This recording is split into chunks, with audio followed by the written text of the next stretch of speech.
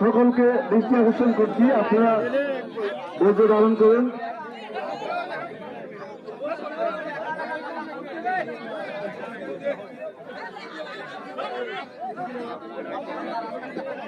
সম্মানিত শুরু, আমরা উভয় দলের খেলোয়াড়দের তালিকা পেয়েছি।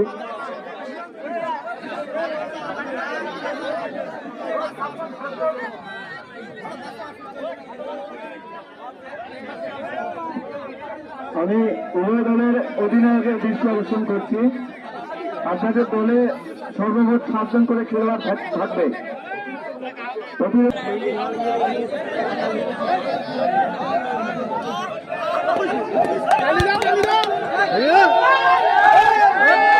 এইমাত্র খেলা শুরু হয়ে গেল।